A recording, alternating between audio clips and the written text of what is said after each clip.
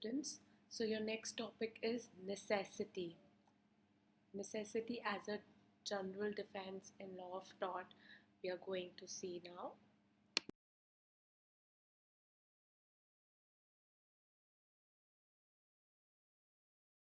So if an act is done to prevent greater harm, even though the act was done intentionally, is not actionable and serves as a good defense. So even though such kind of acts are done with a proper intention, but it is to prevent a greater harm. So it should be distinguished with private defense and an inevitable accident.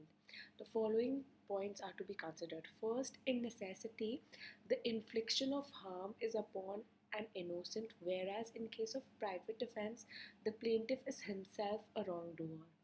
In necessity, the harm is done intentionally, whereas in case of inevitable accident, the harm is caused in spite of making all the efforts to avoid it.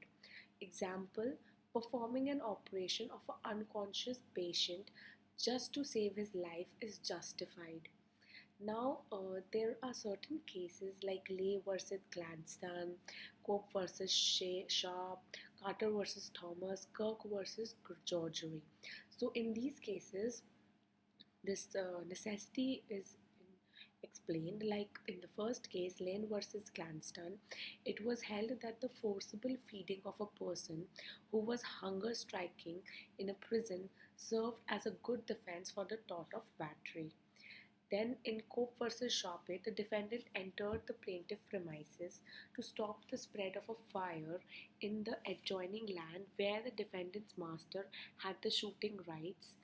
Since the defendant's act was to prevent greater harm, so he was held not liable for trespass. In this case, Carter versus Thomas, the defendant who entered the plaintiff's land premises in a good faith to extinguish the fire at which the fire extinguishing workmen were already working, was held guilty of the offense of trespass. In Kirk versus George Ray, a sister-in-law hid some jewelry after the death of A from the room where he was lying dead, thinking that to be a more safe place.